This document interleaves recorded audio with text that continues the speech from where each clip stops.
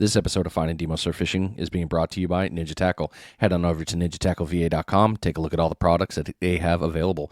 That includes the Ninja Dagger rods, Accio setups, rigs, even firearm optics. That's right, Ninja Tactical. Head on over to ninjatackleva.com, get your order all set up, get set up for success.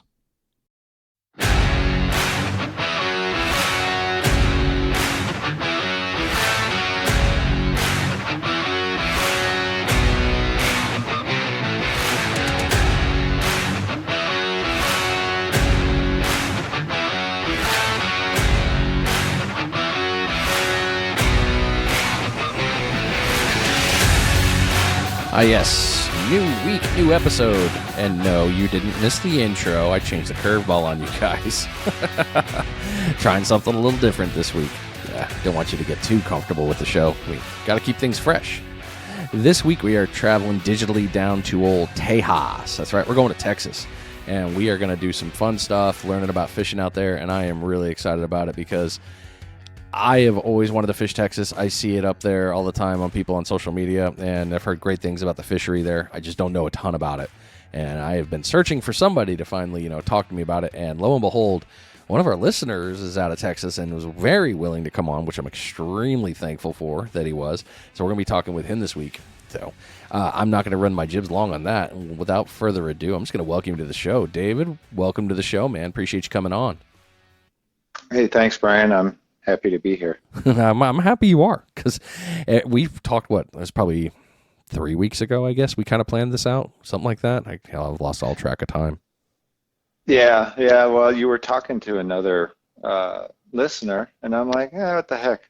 I'll touch base and see if he wants to talk to me. So if I've got any knowledge that's useful for anybody, I'm happy to share it. Oh man, you definitely do. I know you do. And I remember that episode because we were talking about it, and I said, if you're a listener and you want to come on. I have no problem talking with you. I'd love to talk to you. Yeah, that's neat. All right, let's get right into it then. So tell us your story and what got you into fishing.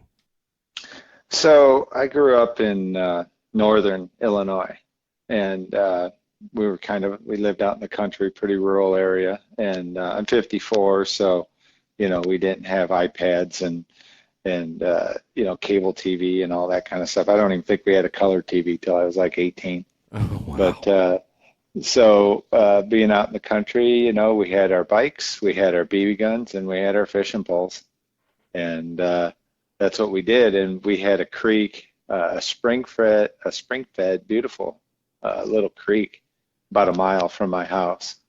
Spent a lot of time, just catching chubs and suckers, and occasionally you'd get a bass or a bluegill in there. And the creek was pretty shallow. I mean, there just wasn't really too many deep areas to hold fish. There was, these little pockets.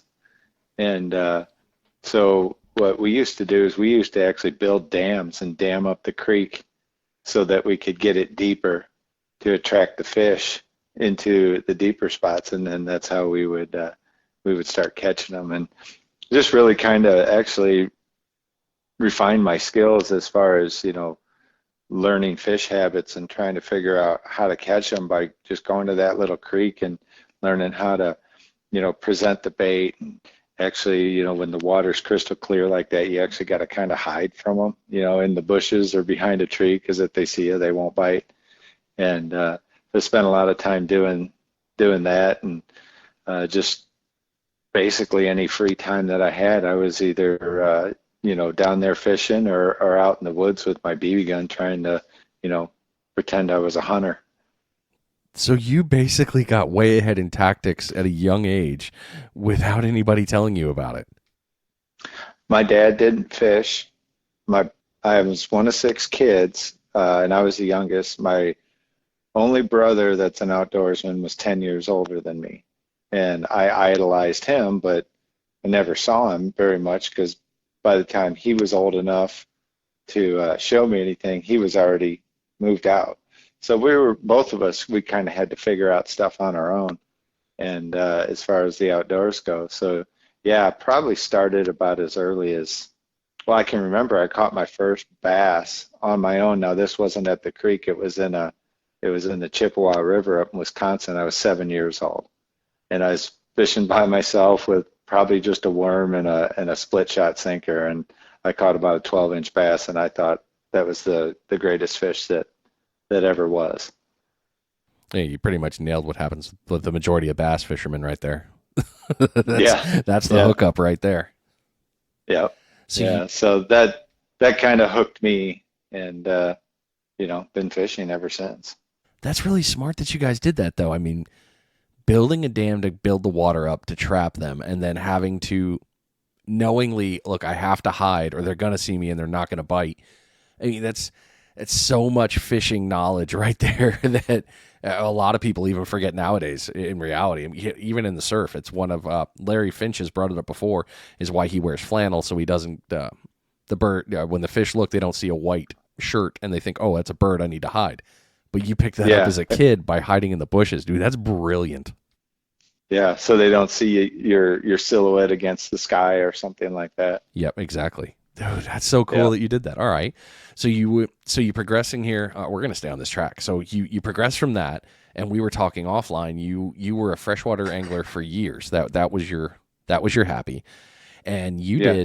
you did some crazy stuff. I mean, you did bow fishing. You jet boat. I mean, tell us about that stuff.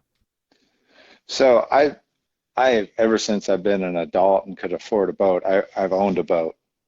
And in Illinois it was, mostly bass fishing and crappie fishing. And when I moved to Texas about 15 years ago, I got into bow fishing. And I was fishing the lakes and stuff, and it was mostly just, big buffalo and grass carp and stuff like that. And I always wanted to get an alligator gar. Well, there's very few places where alligator gar live, and one of them was the Red River, right between Oklahoma and Texas. Started bow fishing up there, and mostly just walking the bank, and there's some pretty steep banks, so you could see the fish down in the water because everything below. If you're familiar with Lake Texoma at all, it's a 90,000 acre man-made lake. And at the dam, the water is probably 80 feet deep in the lake. So as it's coming out of the bottom of the dam, it comes out clear. All the silt and sediment and everything is not there. So you've got the river running clear down below. So it was just really kind of unique for this area of the country. And tried my hand at doing it from shore, and it was just too hard. There was no way to successfully really get out there. So a friend of mine had an airboat, and that thing was just a big behemoth and needed a big huge diesel truck to tow it around. And I wasn't looking to get into all that expense. And then I found out there's a company in Missouri. There's an area in Missouri where there's these confluence of all these rivers, like 5 rivers all come together in this one particular spot around, it's not St. Joseph's, Missouri, but it's kind of right in the middle of the state. And I bought a jet boat. It's a flat, 52-inch wide, 17-foot long John boat with a 40 horse outboard Mercury with a jet impeller on it, basically. And what it did is, at full speed, it allowed you to go through about 4 inches of water, which on that river, there's a lot of space, a lot of spots that, the water's like not much more than ankle deep that you have to get through to get to the prime fishing spots. So did that for a whole bunch of years. I think that boat was a 2011, and I just sold it last year. So I bought it new and was using it all that time. But it was it was an amazing place because it was so inaccessible. I mean, I would actually have to drive down on the sandbar and launch the boat, and you kind of back your truck up real fast and hit the brakes, let the boat go flying because there's just nothing there. And then you would take it on down the river. And just as far as bow fishing goes, huge buffalo, which are just a they're kind of a carp type of fish. Okay. And then big grass carp, the Asian carp, the big head Asian carp were in there, and we used to bow fish those. And then, of course, alligator gar. And I never really was looking to shoot a big alligator gar, but a friend of mine had shot several of them, small ones, like under 40 pounds. And we ate them, and they were absolutely phenomenal. They were so good to Wow. eat. And I'd eaten the other gar, long nose and short nose and that, and I couldn't stomach them. But this alligator gar, for whatever reason, it just tastes really good. So I would actually go up there looking for, fish between, 10 and 40 pounds and take one of those whenever we could get it and bring them home and eat them. That is cool. I never would have known. I mean, I don't know anything about that species except for when you said alligator gar, I remember what they look like. I never knew that Yeah. they were a super edible fish because I hear gar, and from what I remember as a kid, gar was no, don't eat that. You're not going to like that. Yeah, that's the same. That's the way it is for me for short nose and long nose gar. I don't, I don't touch them. A funny little sidebar. We catch alligator gar in the surf in Texas. I don't know if you Really? knew that. No, I Yeah, didn't. especially after big rain. Wow. So have you caught some since you've been there? I'm guessing then, right? Yeah, I mean, again, not any big ones, maybe 20, 30 pounds, but my friend Rob, I think he got about a 65 pounder. Holy But, crap!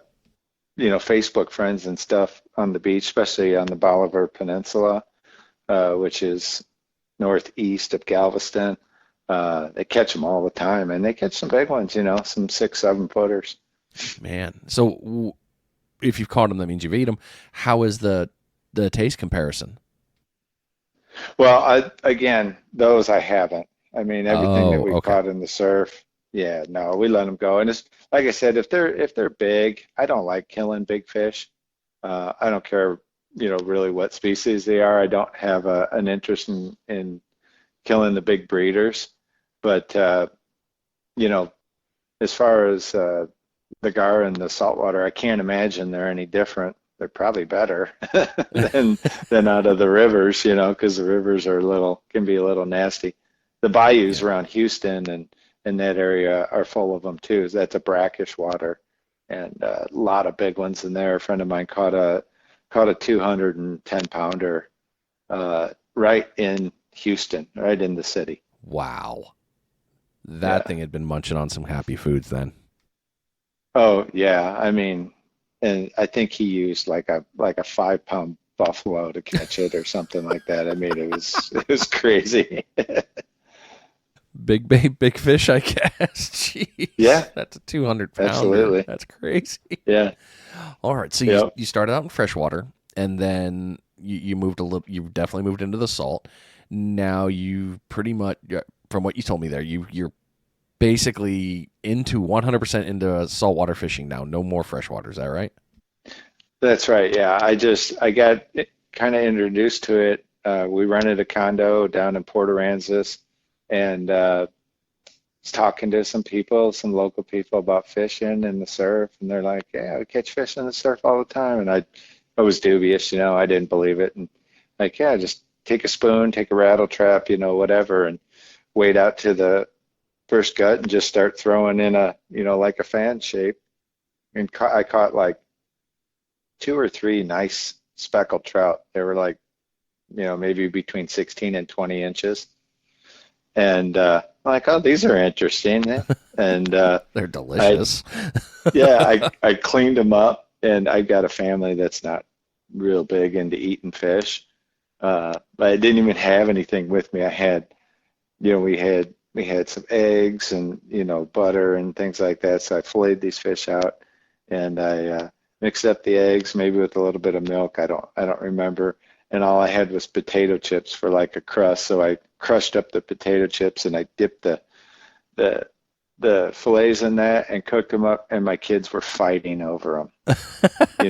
Who was going to get to eat them. So I was like, okay, this kind of works. I kind of like Yeah. this idea. So that's kind of what started it. And as I progressed, I kind of became obsessed and started looking for podcasts and YouTubes, to learn about surf fishing and how to, improve my skills. And ultimately, I won't take up a whole lot of time. I've been doing it for about 5 years, and ultimately, I just settled on set rig fishing for big bull reds and sharks. That's really what I fish. Anything else that I catch is just kind of a bonus. But that's what I'm targeting when I go.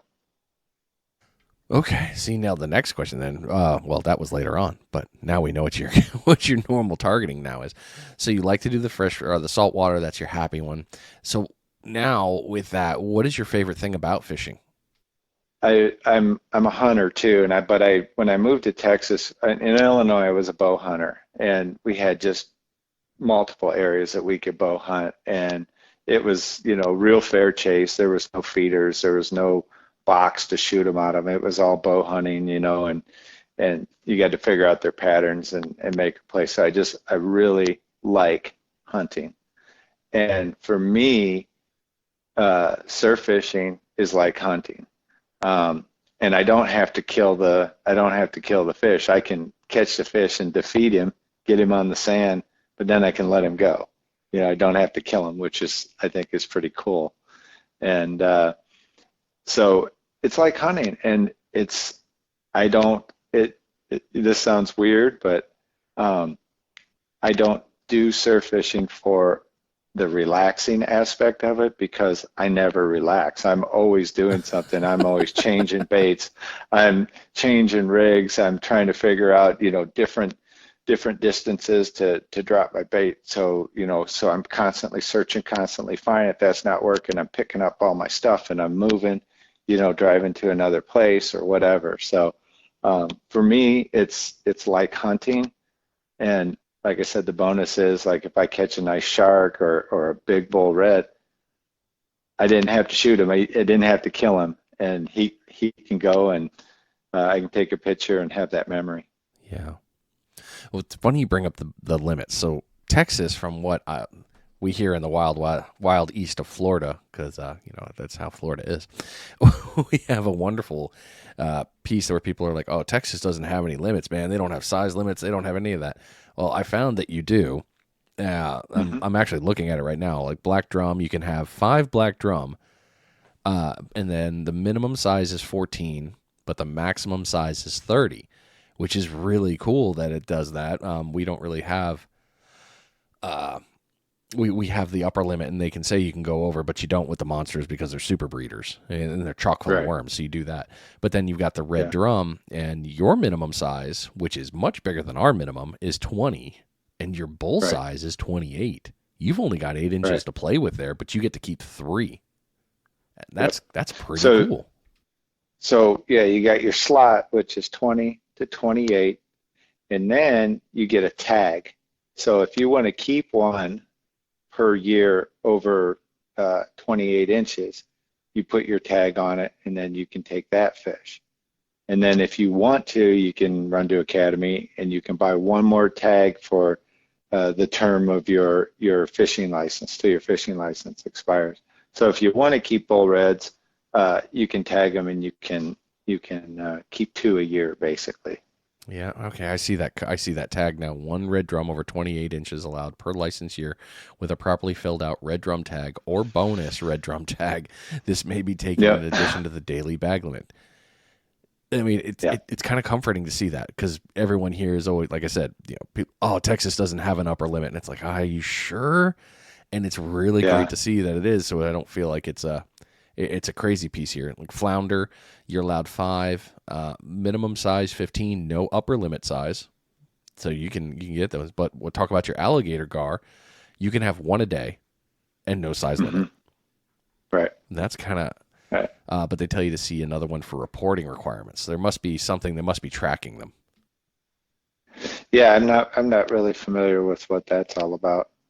But one thing I want to say about the red drum, and it's just, and this is anecdotal, and I might be totally off, but watching YouTube videos and listening to your podcast, it sounds like, maybe on the East Coast or whatnot, or even the north, the north part of the Gulf, in Florida and Alabama.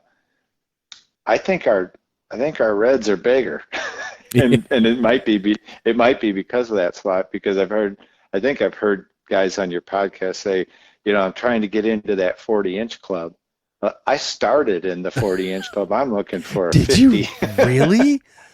Oh yeah, Oh, I wow. mean, we very rarely catch them under 40, and when we do, it's like, should we eat that one? I mean, I've heard y'all. I mean, of course, it's Texas. Everything's better and bigger, or not better. Everything's bigger in Texas.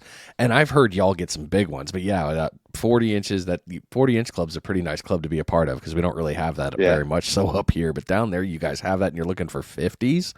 Oh, come yeah. on, man. My friend Rob he's got 148 that I know of for sure, and multiple 46s and 47s. I mean, it, I don't want to sound like I'm exaggerating, but it's got to be more than 10.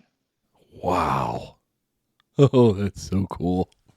Yeah, I mean, it's incredible. So I'm grateful for that, because when you see what other people are catching, well, like Brant, when he's on his videos, he's like, look at this monster red. And I'm just like, it's not that big. Come on, it's not fair to compare you guys to us. That's not even slightly fair. Well, but Florida's got so much more. I mean, if I would take Florida fishing over Texas fishing anytime. Okay. Well, I've heard your water is a lot of the time, more often than not, your water is dirty. Yeah, especially where I'm at, up around, Galveston, Bolivar Peninsula. You've got the Mississippi dumps in, northeast, and that current just stays in kind of close to shore, and that muddy water comes down, and then it meets up with the Brazos River, and there's different rivers dumping silty, muddy water in there, so it just kind of stays silty until you get down by Corpus, and then it starts to clear up, and you get on the National Seashore, which is on North Padre Island, and you've got about 60 miles of beach that you can drive there, and it gets better and better and better, and a lot of guys fish down there for really big pompano. I mean, they're like 17, 18 inches, like very common on the pompano. So Okay. I really had wondered about Texas and pompano. yeah, it's a rare thing. I sent you a couple pictures the other day. Yep. It's kind of a rare thing up where we're at. But the current must have been just right where, we had enough clear water that they could kind of see the bait, and we managed those two big studs that we got. But it's not very common. I mean, maybe out of 10 fishing trips a year, that might happen one time. Catching Florida pompano is cool. I love it here. It's a delicious fish, but it's also, and when I first started, I was like, oh man, that's the trophy. That's the one you got to catch. That's the one. And after doing it for a little while, I'm kind of like, yeah, it's the one to catch because it's the one that's really tasty, but is it the trophy? Yeah, I'm not sure it's a trophy anymore. But down there, I could see what you're saying, how you don't get it all the time. We get them. right. They're going to run through here. We know that. But that size for that area, yeah, that would be a pretty special treat. Yeah, it really is. And, especially if you like eating fish, which I do, but a couple members of my family do too. But um, it's really something. Yeah, I have to convince mine handedly most days to eat it. Yet my daughter is a great angler. She loves fishing. But to get her to eat it, I'm like, look, how do you want it prepared? For her, it's got to be the crispy. She's got to have the crispy Yeah, fish. yeah, yeah. Cut it into fingers, deep fry it. Yep. Yeah, that's her jam. Yeah, Sometimes I can I get her on the get it. Sometimes I can get her on the tacos. It's just it depends. I got to catch her in the right mood, which is a real pain in the butt with kids because you understand that's like just eat it. You caught it, eat it. Yeah. Or fine, I'll eat it. But the other thing for me too is that when I get the opportunity to go, I live 300 miles from the ocean, So when I do get the opportunity, I fish hard. It's from Oh yeah. 2 hours before sunlight to sunset. And by the time that's all done, the thought of cleaning fish, it's like, no thanks. I'm just not there for that. Sometimes, I'll if I remember and I'm not obsessing over my poles and how far things need to be out and do I still have bait and all that, I might take the time to go ahead and clean them while I'm there on the beach and get them on ice. That way you've got that work all taken care of. That makes sense. Okay. Well, you kind of answered this one. I'm going to ask it again. When you're out there, what are the fish that you like targeting? So bull reds and sharks. Oh, I wow. just finally got a rig that I think I could handle a fairly decent shark, right? My goal is to catch at least an 8-foot shark, and I've got the rod and reel for that now, where I didn't really have it before. I did try the Penn Senator thing, and it wasn't working out with my drone, so I went to a Penn Spinfisher, 10,500, and so I've got that, and pretty much target big bull reds and sharks, and occasionally you'll catch the black drum, especially if we switch to crab, because a lot of times, fish can be particular. If they're feeding on one thing, you can put everything you want in front of them, and they're not going to touch it. Yeah. Yeah, they're very So finicky. yeah, so occasionally we'll have the blue crab, and we'll start putting those out, and then we'll pick up the black drum along with that. We have on the bait rod where we have the fish gum and the fish bites, on it. We're just constantly either, trying to pick up whiting or something. And it's weird. Sometimes you'll catch Spanish mackerel on those, of course, ladyfish and stuff like that. So anything that we can catch and cut up and put out for the bull reds and the sharks, that's what we do. Well, I know that people are going to go nuts because you said the magic word in there. You said drone. So we're going to back up into that here in a second. But first, we got to do the most important part here of the day. I mean, you can't forget the important parts. Because Yes. if you go into a fishing event and you don't have this stuff, then you're just a really bad friend, right? At least that's what I'm telling myself now. It's like, hey, wait a minute. How long's it been? Well, I don't know. It's been this kind of time. Yeah.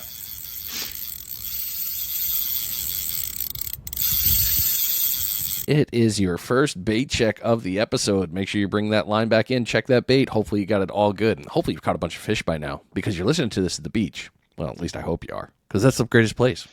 Maybe you're driving. That works too. This bait check is brought to you by DS Custom Tackle. Head on over to dscustomtackle.com. Take a look at all the gear that he has available. One of the things that I talked with DS Custom Tackle on recently was they are really pushing big on a lot of stuff they have for you rig makers. So if you guys are out there looking to be able to build a bit more rigs, they got you covered. Floats, terminal tackle, hooks, all set up, ready for you. So head on over to dscustomtackle.com. Get your order in. If you need to reach out to them, hit that contact tab, and they are very quick to respond. They also respond very well on social media, so you can find them on all outlets on Facebook, Instagram, those two, and their website. So dscustomtackle.com. Thank you so much for being a part of this show. Okay, let's talk about that drone. Because you are the first person that I've really heard about with drone fishing. Now, I've seen it on social media. Okay. It looks really cool. It also looks terrifyingly expensive because it's a drone. We're talking Mavics Right. and that stuff. But you are doing it, so let's talk about it. Tell me about drone fishing, man. Okay. So I have two. They're used. They're DJI Phantom 3. I got a Phantom 3 Advanced and I got a Phantom 3 Professional. They're the same drone. The only difference between the two of them is what the camera does. I take the cameras off. It's just taken away from my payload. So I've tested them before, and I think I can get about 20 to 22 ounces of total payload off of them. So maybe 1.5 pounds total with the sinker and the bait. So I'm not putting real huge baits out there like some of the other guys with the drones that are specific for fishing. But I've got about $250 wrapped up in each one, and if I crash one, I just grab the other one and and start using it. So uh, I was telling you earlier, a guy posted on Facebook. He had an expensive drone. I would imagine he had at least 1,500-1,600 bucks wrapped up into it. And he dropped his bait. He goes, I hit the home button, and it went home all right, but it went home to China, and he never saw it again. Oh, that would have So broke my heart just thinking about that. yeah, Because, I mean, like you said, you've got them on the used market, but still, a drone is still an expensive tool to utilize. I got to tell you, every time I use that thing, and I take my bait out 800, 1,000 feet, and I drop it, and I hit the home button, and I'm tightening up the line. I set the controller down, and I'm making sure that my spider weight's biting and everything, and kind of checking all my other lines, and here comes a drone, and he just lands himself, and I just look at that thing every time, and I'm just like, that is just so amazing. I'm never not amazed at how that technology works. Yeah, I mean, the important thing, because I have a DJI, I have a Mavic we were using for my wife's photography business a while back. And Okay. one of the first things I remember when I was reading through it is before you do anything, make sure the home button has been pressed where you're at. Where you want it to land, that is Yeah. home. So I've been, So that drone, is it like a Mavic Pro too? yeah, I think I have the Mavic 2, if I'm not mistaken. Okay. Yeah, and it's just Like small, thin body, four prop. Yeah, it's just maybe double the size of your hand. yeah, that sounds Not about that. right. But it folds up Okay. nicely into about, I can hold it in my Yeah. hand, fold it up. Yeah. You can carry probably about 15, 16 ounces with that drone. They make bait releases for it that you can buy from a company called Gannett. It's a Gannett Pro release or something, and you can get it for that drone. You'd be out drone fishing tomorrow. Well, that's going to be a question I want to talk to you about on here because that is something I've looked up for here. Yeah. Well, we're here. Why not? Let's talk about it. So, in my area, we have a lot of restricted airspace because we have the Blue Angels, and we've got a bunch of military bases around here. And our national Hmm. seashore they've come down very hard with the standard rule because it is a blanket one. Any national park, you cannot fly a drone. Yeah. They're Yeah. very Yeah. We quick. can't do the national. Yeah, we can't do the national seashores either. Right. So for us, because I've looked at, I've flown my Mavic a couple times under the like, please don't get mad at me because you've got that software on there. When you open it, it tells you if you're in restricted airspace or not. And you're like, Right. look, I know, but I'm not going to break out. Let's try it. And you're hoping that they don't, tag your drone and you get slammed. So with your area and that you already told pretty much answered the question because you just said, yeah, you can't do it there. But is drone fishing do you run into a lot of airspace issues while you're out at your beaches or no, not really? Very little. Our beaches are very accessible. We don't have pretty water, and we got a lot of waves, but we have access, and you know, there's hundreds of miles of beach that you can just drive on. So if you're in a restricted area, like if you get close to the airport in Galveston, um, you're not going to fly. Oh You're yeah. not going to fly there, but it's not a good place to fish anyway because there's a gazillion people. But pretty much anywhere, um, on the Bolivar Peninsula, which is northeast of Galveston, and then you get off of Galveston Island, that's San Luis Pass, and you start heading down through Surfside and Freeport, Sargent Beach, Matagorda, pretty much all the way down Port Arthur, all the way down to North Padre. I mean, you could drone fish that whole area. That's Wow. hundreds of miles. So if you want to fish with a drone in Texas, I mean, you're not going to have any issues, unless they outlaw it. Let's hope not. Don't outlaw it, please. So, but you take the cameras off. So you're doing. I mean, you're basically flying it out to a pre-positioned GPS, or you're kind of looking at it and all right, that's about where I want it. Is that how you pretty much do it? So I hook my iPhone up to it, and I use an app. I think it's called DJI Go, Yeah. and it's for the Phantoms up to like the Phantom 3 or something like that.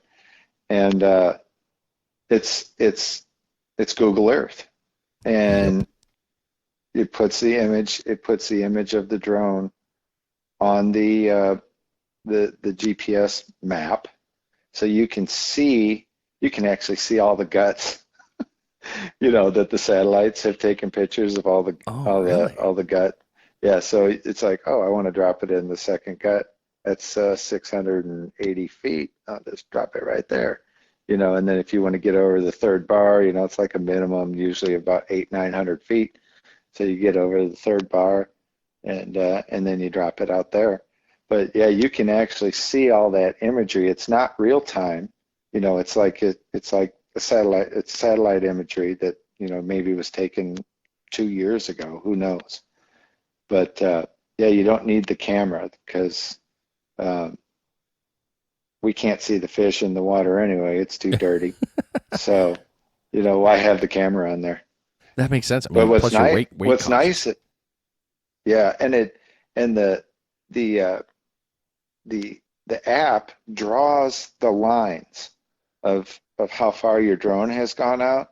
So you'll see this white line, and then when you hit the home button, it just comes back, and that shows you how far you went out. So if you find uh, a place where the redfish are really biting, let's just say it's a slack tide and it's middle of the day, and but you found them out at 685 feet, you can just keep going back to that spot every time and keep catching them, which is pretty cool. Yeah, that makes things really easy. I I've never flown under the GPS marker. I've always flown camera. So I've always done real view when I've been flying it for that. But that's kind of cool that you can use the map view. I like that. Yeah, yeah, and it's great for when you're doing it in the dark Oh, I can too. imagine. Yeah. Yeah, so you got the GPS image that shows you everything in the daytime, but you're standing there in the pitch black, and now you know exactly where your drone is and where you want to drop stuff. Oh yeah. Well, I mean, like you said too. I mean, and we mentioned it here. You got to be weight conscious because you're launching out. You know what your max takeoff weight is. That's key. Hmm. And I know that from Right, aviation side when I did that before in the military. You have a max takeoff. You cannot exceed max takeoff because you will not move. You can try to get some forward air speed, but you better pray that you have enough that's going to take you out there. And not to mention right. other aerodynamics. We could talk about water and ground effect and blah blah blah. But we're not going to do that. Sorry, I digress. I really love talking about that stuff. But yeah, I mean, you got the max takeoff, and you take the gear and you launch it out. And so you've got the max that you know of, which is what you say were about 15, or it was 20, 22 ounces. About 20, 22 ounces with the Phantom. Okay, so you get your bait out there, you got the sinker, you drop it out, and then you go. Now you also have another drone. You had the DJI Phantom 3 Advanced and Pro. Did you have another drone too, or were you just running DJIs? Before that, I had a Phantom 2. Okay. It didn't have much payload. It didn't have the had GPS, but it didn't have homing.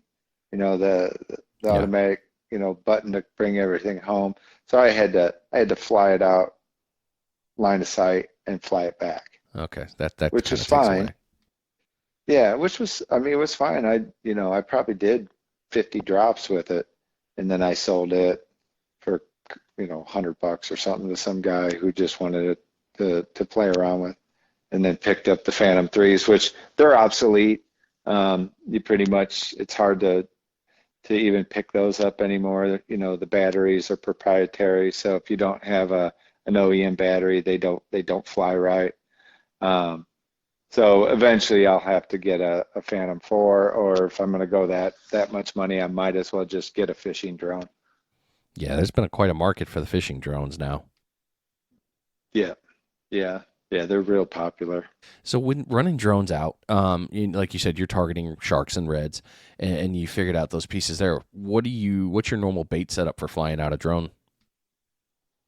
So for the sharks and the reds, I don't even use wire or cable. Um, I use a 400-pound mono leader, and it's basically just, I guess you would call it like a Carolina rig, um, where it might be about 5 or 6 feet long overall, and I've got Usually it's the spider weight. I try to go the lightest weight I can, so I put the biggest bait on that I can. But Texas water, we got a lot of current, and it's usually rough. It's just usually a lot of waves. And so minimum, I've got a 6-inch spider weight on there, but it's usually 8 or 10 inch or 8 or 10 ounce weight instead of a 6 ounce. Okay. And so it's kind of on a Carolina. It's got a stopper on there for your slide for your sinker. So usually you got about anywhere from a foot to 2 feet between the hook and the spider weight. And then it digs in at that point. And the other thing we use is something called a breakaway. I don't know if you're familiar with that, but we've got these spider weights with, probably 6-inch arms on them. And once they get buried by the sand, pulling them out of the sand is almost impossible.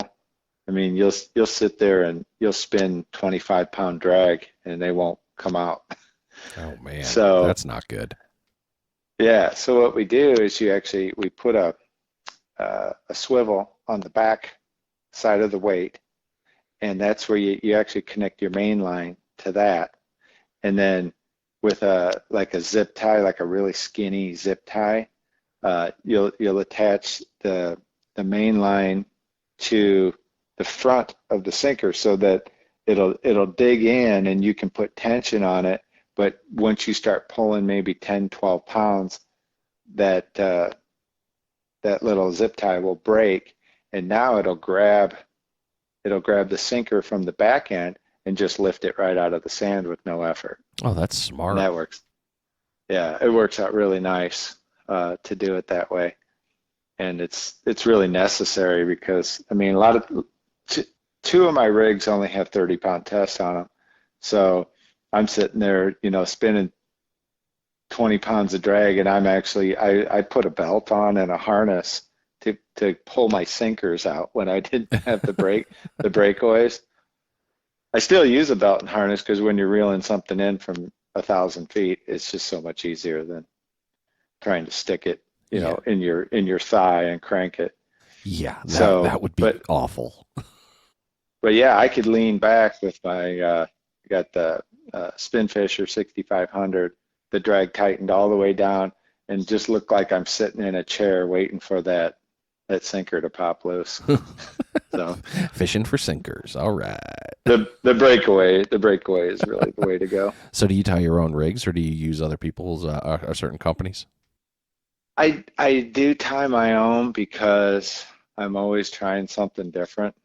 Mm-hmm. I've bought some rigs. I think it's Longcast Surf Fishing. Oh yeah, longest cast of yours. Yep. Longest Cast is cast. awesome. Yeah, and I bought a couple of his rigs, and they're really nice. And I like the hooks and everything that he uses. But I got to kind of tweak things. I got this huge spider weight on there, and I don't know. These came from the East Coast or whatever. If y'all are using pyramid sinkers and your bait is only a foot behind the pyramid sinker, that might be different than if it's a big gigantic spider weight and it's only a foot behind the spider weight. So I have to kind of play with that distance till I hit the sweet spot, to where the fish aren't afraid of it and they'll hit it. Okay. Yeah, I mean, you can't be right on top of it because that's just an object that's just waiting to be like, oh, nope, I don't want anything to do with that. Yeah. One thing I'll tell you about making sinkers and making my rigs and all that, since I basically live in Dallas, so I got to drive to the coast when I want to fish. In that off time where I'm not fishing, building the rigs and building the sinkers and all that keeps me kind of motivated and in the game, and looking forward to trying something new, maybe that I've made that I can take out and try it again the next time I go. Okay. Makes a lot of sense to try that. I mean, that's half of what variety is the spice of life. We got to know what works, and sometimes you got to change things up. Yeah, just helps keep your interest peaked all the time. Yeah. Well, let's talk about a fun piece here. And you mentioned these when I gave you time So just remember that. I gave you time for these questions. Okay. What is a bucket list fish for you to catch?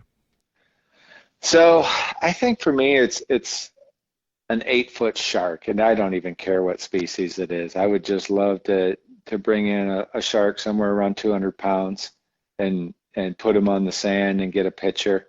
That's kind of that's kind of my bucket list goal. Another fish I would like to catch, but I'd have to target it would be like a Jack Crevalle from the beach. Um, I could do that as long as have live bait available. But I think ultimately I want to be able to catch a big shark or I guess that's a medium-sized shark, but big for me. I mean, anything above a foot's a big shark to me. But I'm not in the shark game. I mean, all everybody that's a shark fisher that I've interviewed, and anybody that's a friend of mine that fishes shark, I know they're kind of like, you're pathetic. Yes, I Yeah. am. I love sharks. I think I, they're I great, but dang, I mean, I totally understand that. When I first got into this, I'm like, I don't want to catch sharks. But then you start catching them over 5 feet long, and it's like that is a serious fish. yeah. It's like that was really a lot of fun. Yeah, when I went out fishing with Smitty from Smitty Surf Fishing, and I went out sharking with him, he just kept telling me, he's like, yeah, I wasn't planning on getting into this, but now the tug is the super drug. This is the greatest thing, and Yeah, he loves that. But when I was out yeah, one day, we were all fishing together in a certain area, and I was out with Salt Squatch, and hmm Phil can catch a lot of sharks. That man has got it. He's got it dialed in from the shore like that in his spots. Watching him pull in this scalloped hammerhead, it was amazing because I was like, Oh, dude, you're gonna get spooled, and he's like, no, I'm not. I got this, and he yeah, he brought it yeah, in, and it was a good, I'd say a 6 footer, and he handled it just like I expected him to. He follows all the regs, he does all the stuff right, and then we're talking about it. And he's just like, it's just pure muscle. And I see it as this fish is just sitting there moving and then swims off. And all I could think is, that is a beast. That is a monster beast that you just handle. He's like, yeah, it's pretty cool, huh? Like, and he's just calm yeah. about it. I'm like, how are you so calm? It's like, it's just fun. Have you ever eaten a shark? I have. So we can catch bonnet heads here in our surf. And I caught one and brought it home, and it was delicious. It tasted borderline like a pork chop to me.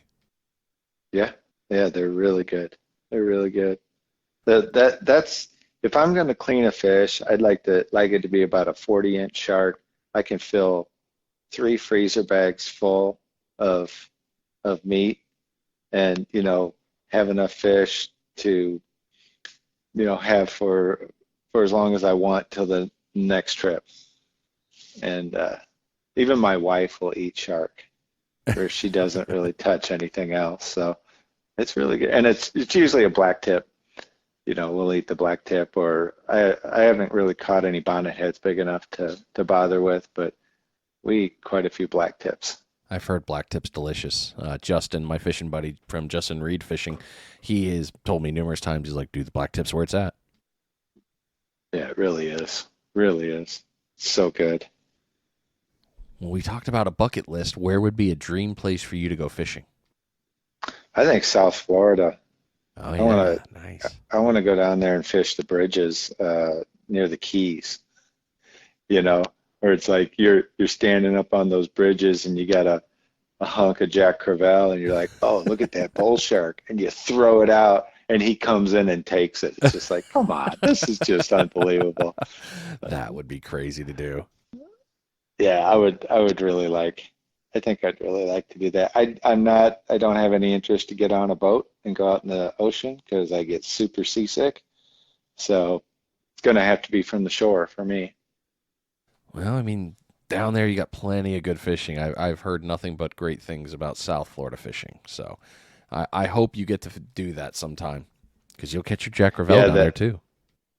yeah. Well, that YouTuber, Land Shark, um, Victor, Uh I huh. think is his name. The kid is he's an incredible fisherman and he's an incredible chef. But a lot of times he's fishing offshore, but anytime he puts up a video where he's standing on the beach or he's on a pier or on a bridge, I'm totally into that. I've only seen a couple of his. I don't follow too many of the sharkers just because it's like I said, for me, I'm not, my brain's not there yet. I'm not on that level, so I haven't really started paying attention. But a few of the ones that I've seen, they are on a whole different level of fishing. They know how to do it. They know what to do, how to adjust stuff. They know where to go. It's just second nature to them. You might want to check him out. His name is Landshark because he was a kid when he started his YouTube channel, and he was catching big hammerheads from the beach. And but now he catches absolutely everything that's in the ocean. Okay.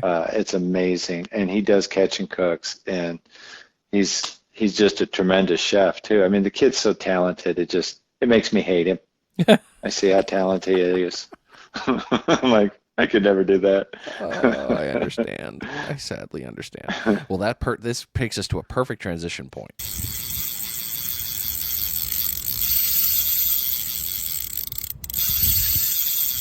It is your second bait check of the episode. Hopefully, again, you've caught a bunch of fish by now. And if you haven't, make sure you bring it in. Change the bait if you have to. Always important to have a myriad of bait when you're out there. I've said that in so many episodes. Very important. Have it all. This episode, or this bait check, has been brought to you by The Sinker Guy. Head on over to thesinkerguy.com and take a look at all the stuff that Chip's got going on in the Sinker Guy garage. Of course, he's got Sputnik sinkers. He's got plenty of those. But he's also got the Bruno rig. If you haven't heard about the Bruno rig, we don't talk about Bruno. But go ahead and take a look because that thing has been doing a lot of great things. Also, the Mortician rig, he mentioned it on his YouTube channel. Take a look at that. You can learn all about it. He also sells them there with snoods and his beads to match the hatch. So, again, go to thesinkerguy.com, take a look at all the stuff, get your order in, get it quickly, and get out to the beach. While we've been talking about this one, now we're going to go into a favorite. So, what has been one of your favorite fishing memories? You know, I'm gonna have to say that initial time that I did my first bit of saltwater fishing.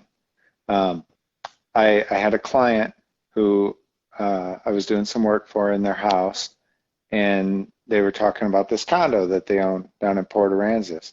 And I'm like, huh, my wife likes the beach, you know, and we're just like, okay, how about we work out a deal here? I was doing some remodeling on their house. I'll give you a cut rate on the remodeling. You let me stay at your condo for a week. And we worked that out. And it just so happened her husband was a kayak fisherman down on the bay down there.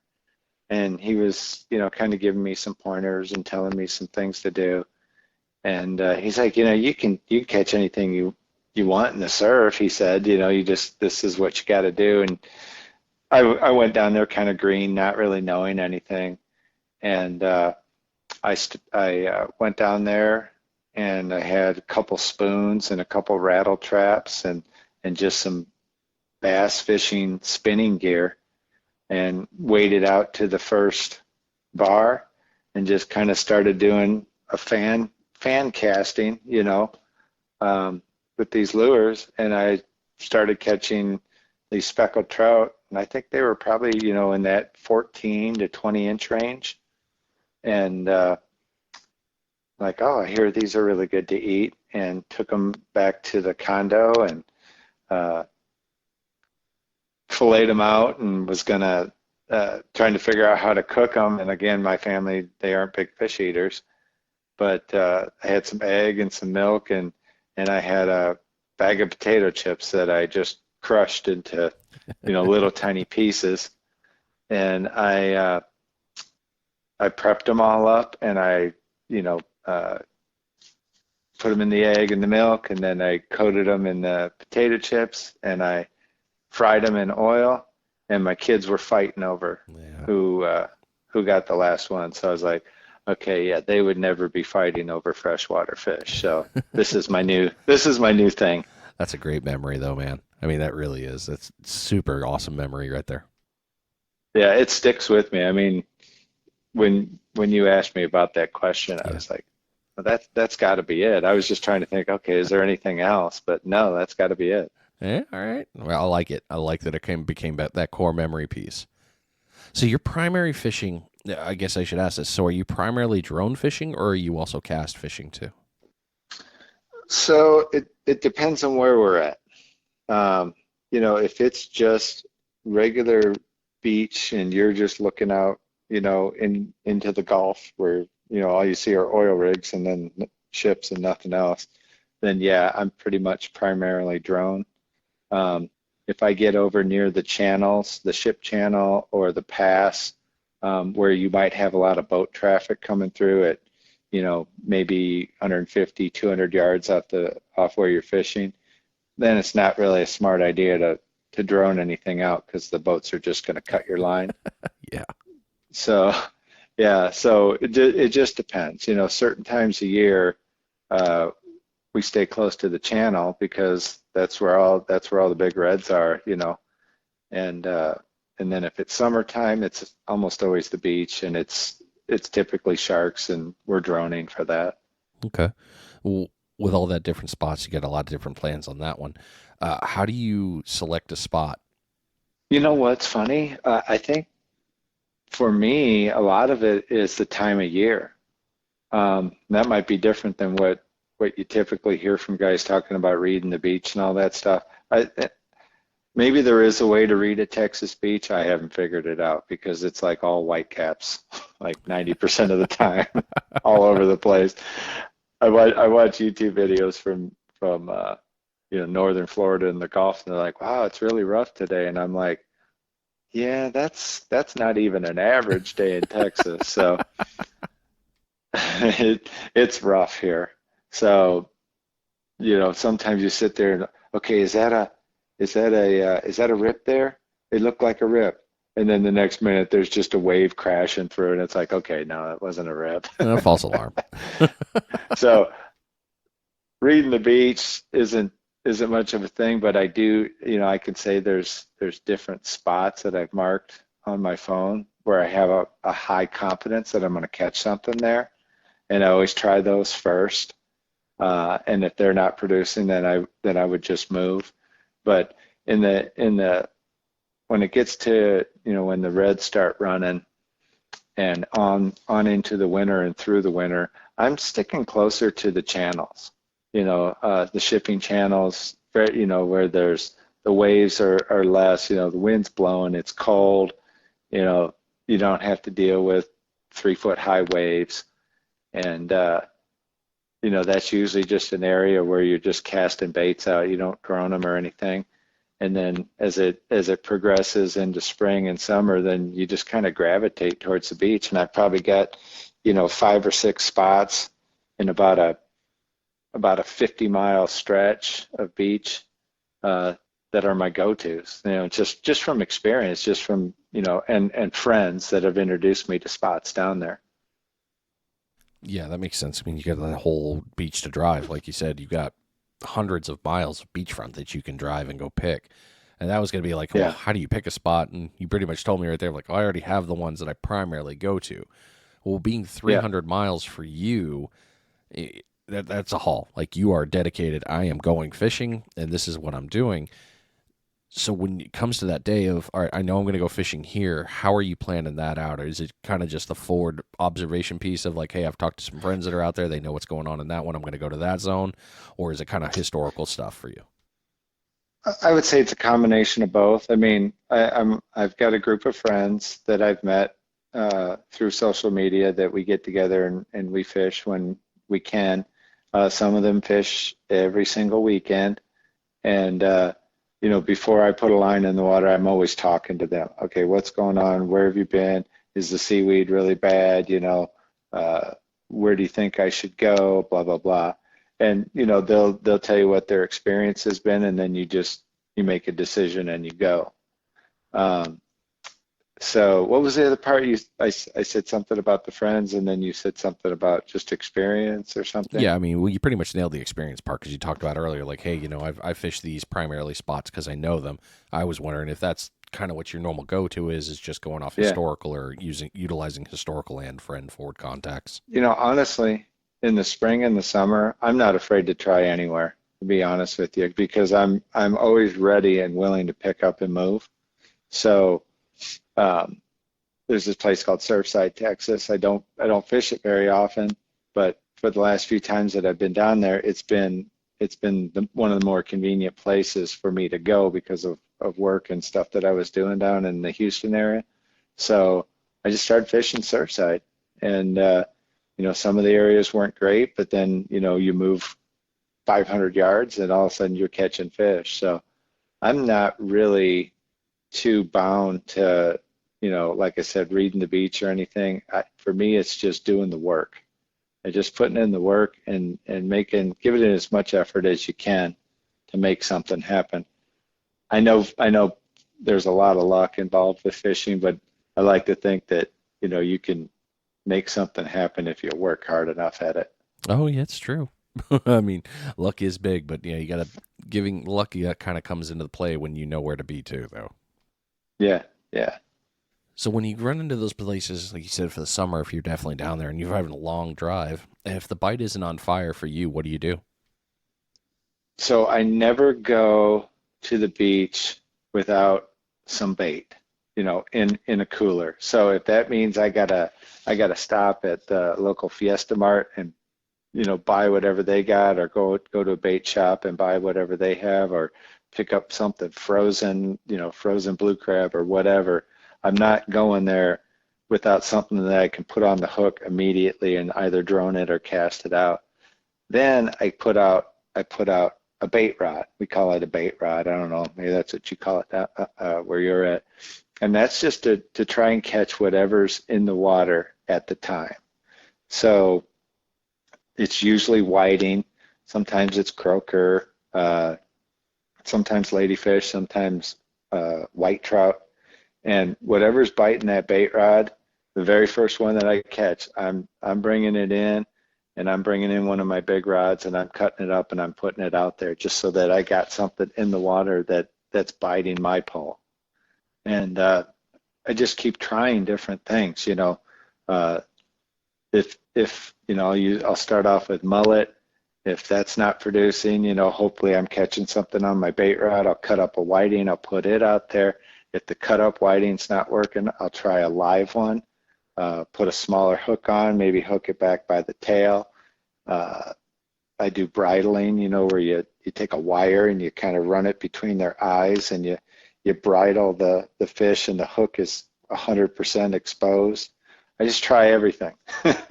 anything that I have any knowledge of, I'm just constantly trying different stuff. If I'm not getting bit, I go live bait, I go cut bait, I go fresh, I go something that I brought, crab, whatever. Just constantly trying to do something to make something happen. Well, I mean, right there, that's an adjustment piece in itself. So, okay. So trying different baits, especially what's in the live water. That was really smart.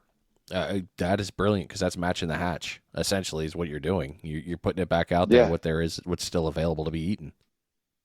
Well, some of the things that I've read and understand, you can be putting mullet out there, let's say, but for whatever reason, what they're feeding on at the time might be croaker. So you can put out a whiting, you can put out a mullet, you can put out a crab. They're just going to swim by it, and you throw out a croaker, and bam, you get hit. So that's why I run the gamut of trying to do everything that I can. Oh, that's smart, man. That's brilliant fishing. That's forward-thinking fishing, in my opinion, because you're already matching what's going on, and it's free bait in a way. I mean, you've already got it there. Now you can utilize what you have, and fresh bait is always the best bait. I mean, there's no doubt about Mm-hmm. that at all. Oh, and always have a cast net, because you start seeing those mullet in the surf. You need to get out there and net them and start putting them out. Oh yeah, yeah. The cast net. Oh, my nemesis. How nice you are. I I just know. I just got one at the Kids Can Fish Foundation, the redfish tournaments. I just got one there. I ended up winning it in one of the drawings, and I had Barry from BS Surf Fishing Charter. He's on the east coast of Florida. He's out there trying to teach me how to use it, and of course, I look like a complete idiot. He's like, "You're getting it, man." And like, I'm throwing hot dogs. I'm not throwing pancakes. It's just god awful. It's Oh, almost it's hard. depressing. It's hard. I will never throw a cast net unless I can see the fish, because if I throw blind, I'm just going to rip my shoulders apart, because it's going to take me forever. But if I see, if you got 150 mullet in a wad in the surf, that's not too hard to hit those. that would make it a little easier. That's fair. Yeah. Oh man, that makes me feel a little better. Thank you. I appreciate you. Hey, y'all do something over there, don't you? You snag mullet, don't you? Uh, Don't they have? most of the people here catching mullet are normally on cast net. I catch a lot of them over by the bridges and stuff, so they have an elevated position. I don't see too many Okay. people in the surf throwing cast net. I have seen it, but I don't see it nearly as predominantly as I've seen it on like East Florida. Okay. Yeah. Southeast Florida, I've seen them. They'll throw it out and they'll snag a mullet and then they'll stick it on there uh, to catch a snook or something like that. Oh, snook. Yeah, I don't. I haven't seen mullet jumping so much out here in the surf. I see it plenty inshore. In our area, we got it in the bays, and you can get them all day. Hmm. But in the surf, that would be really cool. I just Yeah. don't have that luck, so I've never seen it. Well, Okay. so you've talked a lot about all the fishing, and we kind of talked about this a little bit when we've been talking about pompano, and then going up and down the list here of all the things that are available for all the species and limits that you have. What are some of the species that you'd say is available to be caught throughout the Texas coast from surf fishing? So, you know, from what I understand, I'm no expert on this, but you've got like the resident fish, all the drum fish, the red drum, black drum, the speckled trout, the croakers, sheepshead are not a drum, but those are the fish that are there year round, and you can catch them. You can catch them in summer, you can catch them in the winter, the fall, spring, whatever. And then the seasonal stuff, the migrating fish, the sharks, Spanish mackerel. Um, I know people don't target ladyfish typically, but they're great bait. Ladyfish. Um, I'm not sure if jacks are here year round or if that's a summer thing. I've only caught one of them my whole life.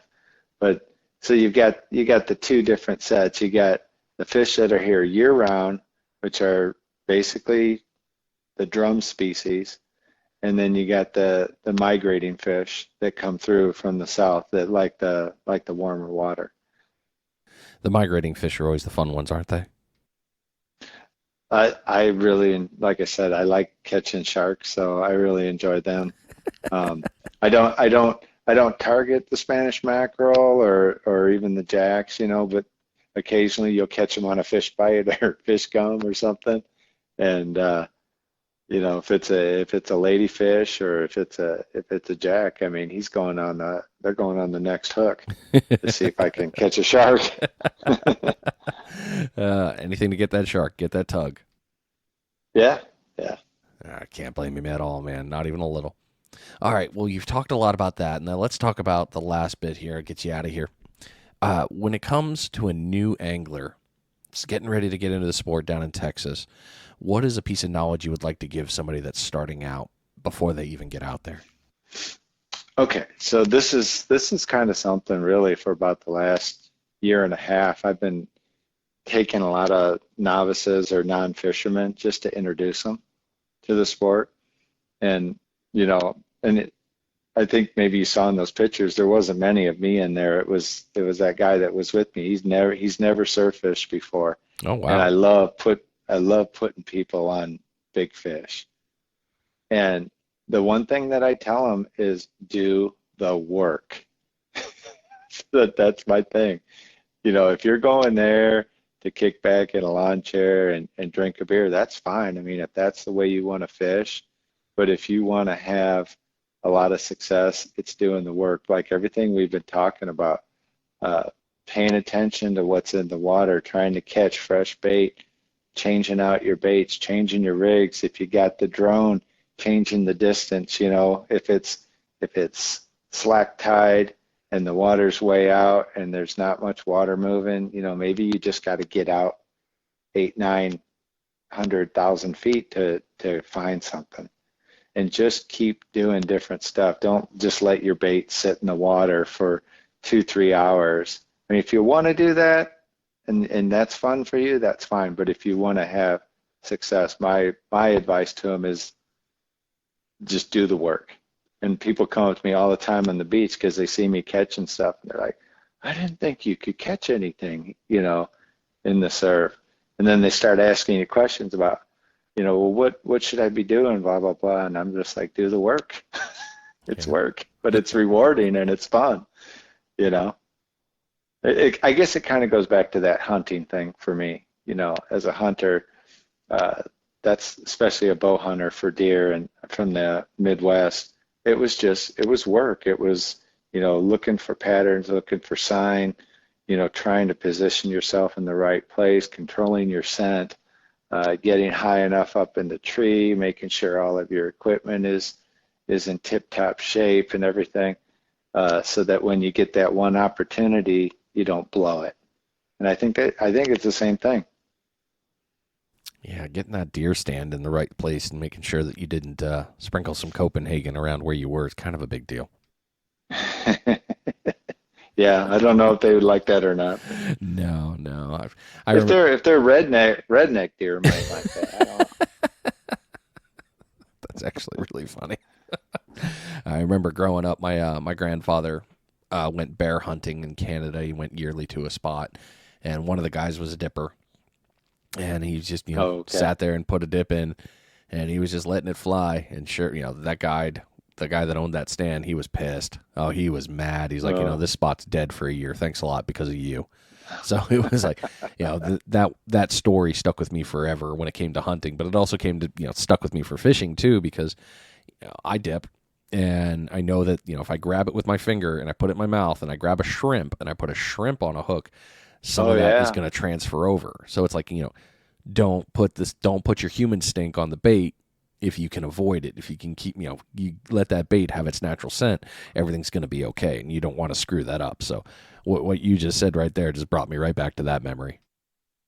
Funny you said that too, because another thing that I've read a lot on this, and I believe it's true. I don't have the science to back it up, but ice has chlorine in it, and you want to make sure that your bait fish don't sit in the ice water. So you want them bagged up, or you want to use like frozen bottled water to keep your bait fresh, and don't ever let your bait just sit in chlorinated ice water because the fish, especially the sharks, can smell that. Holy crap, dude. I didn't even think of that. Yeah, yeah. Wow. So I pay attention to that pretty closely. Okay, I'm not going to let this leak before the episode does, but right after this episode goes, I'm doing a whole series on that. Man, I didn't even think of any of that because you're right. I hope I'm right. Well, yeah, you are. I mean, well, especially with Florida, because I mean, I know our water's chlorinated. I mean, I can taste it. But you've also got the other stuff, the fluoride and all that. But you're right, transference right there. Damn, I wonder if that plays a factor. Well, like I said, I'm just always trying to make sure that I'm covering all my bases. So if I mean it's logical to assume there's chlorine in the ice, and it's also logical to assume that, something that can smell a drop of blood from 3 miles away could smell that too. Uh huh. Man, nice job, David. Oh, way to go, man. That one right there. That you pretty much just brought it right there in itself. Holy crap. Glad My I could be of service. Oh, dude, that was a big one. Like mind blown, and I'm gonna end up thinking about this the whole night now. Like I'm not gonna sleep. It's gonna be in my brain. That's what makes this sport so fun. You learn something new and it's just like you can obsess over it. Yeah, yeah, that's gonna happen. Well, perfect transition time for the final bait check.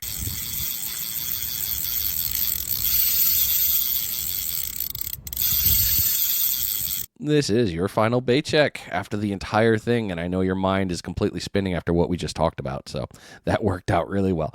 And it ties in very well to who our last sponsor is, and that's Deerfield Fabrication and Welding. You know those really nice carts and sand spikes that they've been building? Oh yeah, you can get those. DeerfieldFabandWeld.com. Take a look at all the great gear and products that they have been building. Surf carts, they got it. Sand spikes, you know it. They're working on with getting wheelies, and they've also got their hands on their beach tires with bearings. Lots of great products available to you. So go ahead and head on over to Deerfield Fab and Weld. Take a look at build your cart and your gear. And if you got questions, reach right on out. They will happily answer. Well, Man, all right. My brain is like, I am like in the third level of spinning. Like, I almost want to pause the episode just so I can not ramble about this. We're not going to. We're not going to ramble. All All right. right. So I'll ask you the final question. It's not on your list here because you already answered the other one, so we don't need to change that one. With the biggest piece being you've got coming into the winter fishing and you've been doing all these things with sharks and you're obviously still growing and still thinking and still fishing and all this. What is next for you? In terms of like a different type of fishing, or Anything. just Yeah, and fishing in for general. the What rest of this winter? well, in general for fishing, I mean, you're already really doing really well with a lot of the things and you're still learning, like you said, but I always wonder what's your Yeah. next, like, all right, this is what I'm going to do next when it comes to fishing. This is my next blank.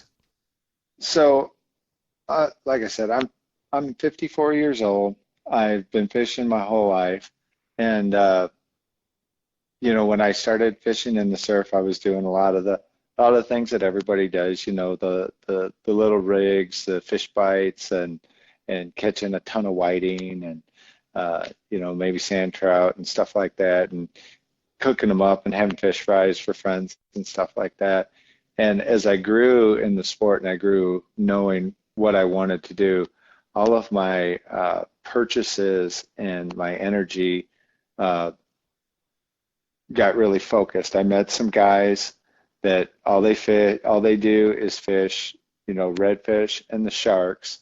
And I went with them a couple times and they put some really nice fish on the sand. And I'm like, this is what I want to do. And so, at least for now, until I end up moving down closer to the coast, which is in the plans, for now, it's just my focus is going to stay, with that, uh, the redfish surf gear, usually one or two rigs out for sharks, and just try to, maximize my catch and catch as big of a fish as I possibly can.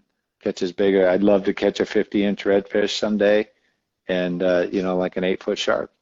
That's just till I hit those goals. I don't really have any plans to make any changes.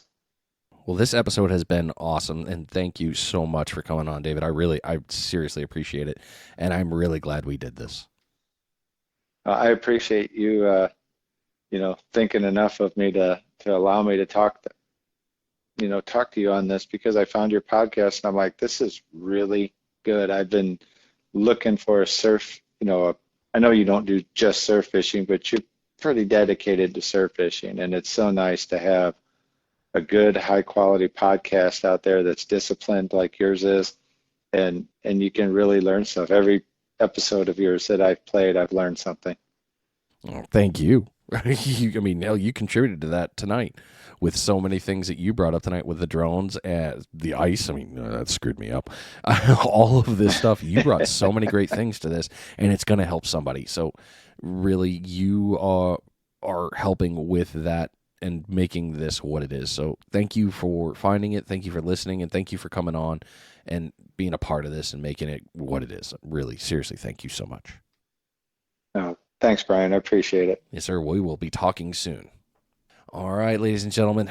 I'm sure that the ice one's going to keep you going for a minute because my brain's in overload. I can't say that enough, but it's been a great episode talking to David Hughes out of Texas, talking about Texas fishing with drones, sharks, reds, lots of great fish to be caught. So if you're in Texas and you're looking for fish and how to do it, I hope this episode has helped you.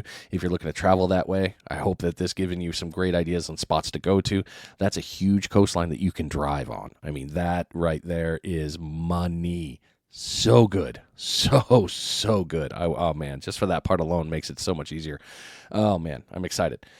Well, you've been listening to Finding Demo Surf Fishing. Thank you for always being here. I appreciate you. I appreciate everything that you've helped me with on this show. If you are a listener and you want to come on and talk about your fishing experience, I am all for it. In case you haven't noticed, I've had several listener episodes. This is about you and helping in this sport for somebody out there to be able to catch fish. Your knowledge might help that one person that's been struggling. So don't be afraid to come on here and contact me. I always answer. I'm kind of weird like that. All right, new episode next week. Hope you've been having a good one. Take care of yourselves. Be safe out there. I will see you. I'm out.